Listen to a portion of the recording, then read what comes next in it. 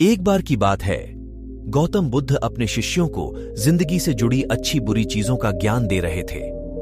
सभी शिष्य उनकी बातों को बहुत ध्यान से सुन रहे थे। उन सभी में एक शिष्य ऐसा था जिसे प्रश्न पूछने की बहुत आदत थी। वो उठकर गौतम बुद्ध के पास गया और उनसे बोला, आप हमें जिंदगी के बारे में जो कुछ सिखा रहे हैं उस सब का क्या फायदा, क्योंकि हम में से बहुत से बच्चों को यह भी नहीं पता कि हमारे जीवन का मूल्य क्या है और ये जीवन हमारे लिए कितना कीमती है। पहले आप हमें यह बताइए कि इस जीवन का मूल्य क्या है। अपने शिष्य की बात सुनकर गौतम बुद्ध अपने कक्ष में गए और एक चमकता हुआ पत्थर का टुकड़ा लेकर आए। वो टुकड़ा उन्होंने अपने शिष्य को दिया और बोले, मैं तुम्हें इस जीवन का मूल्य तब बताऊंगा जब तुम इस पत्थर का सही मूल्य पता लगा कर आओगे। साथ ही ये ध्यान रखना कि तुम्हें ये पत्थर का टुकड़ा किसी को बेचना नहीं है। गौतम बुद्ध की बात मानकर वो शिष्य बाजार की तरफ चला गया। बाजार में सबसे पहले उसकी नजर एक फल बेचने वाले पर पड़ी और उसने वो पत्थर उस फल वाले को दिखाया और बोला, इस पत्थर के बदले आप मुझे कितने फल दे सकते हो? फल वाला बोला, ये पत्थर कुछ खास तो नहीं है, लेकिन फिर भी इसके बदले में तुम्हें 10 केले दे सकता हूं। वो शिष्य उस पत्थर को लेकर आगे चला गया। फिर उसे एक सब्जी वाला मिला। शिष्य ने उस सब्जी वाले से उस पत्थर की कीमत पूछी। सब्जी वाले ने उस पत्थर को ध्यान से देखा और बोला, इस पत्थर की कीमत के बदले में तुम्हें ज्यादा से ज्यादा एक बोरी भरकर सब्जियां दे सकता हूं। इसके बाद वो शिष्य उस पत्थर को लेकर एक सोने के व्यापारी के पास गया। उस पत्थर की टुकड़े की चमक देखते ही उस सुनार ने उसकी कीमत 100 सोने के सिक्के लगाई।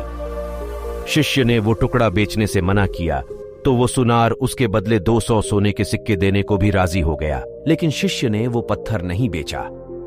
इसके बाद वो शिष्य एक हीरों के व्यापारी के पास गया और उनके सामने उसने वो पत्थर के टुकड़े को रख दिया।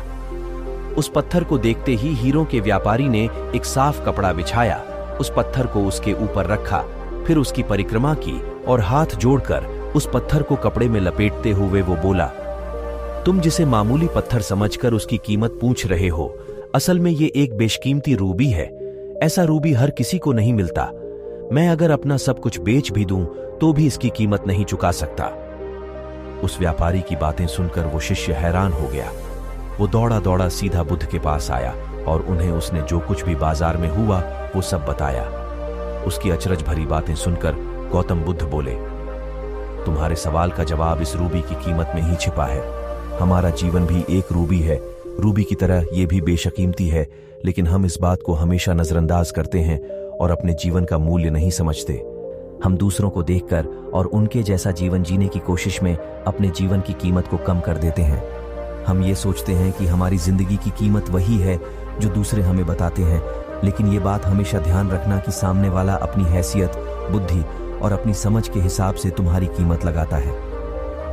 जिंदगी सिर्फ एक बार मिलती है, इसलिए इसको बर्बाद न करें। अपनी जिंदगी को उतना ही कीमती समझें जितना कीमती आप अपने बैंक में रखें रुपयों को समझते हैं।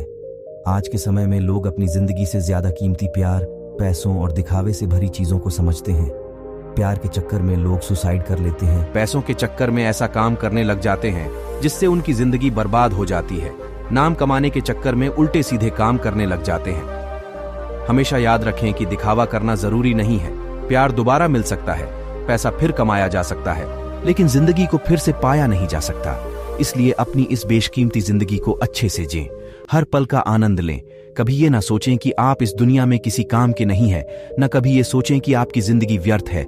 आपके होने या ना होने से कुछ फर्क नहीं पड़ता। जब भी ऐसे नेगेटिव विचार आपके मन में आए तो खुद को बस ये याद दिलाएं कि जीवन एक रूबी है और ये बेशकीमती है।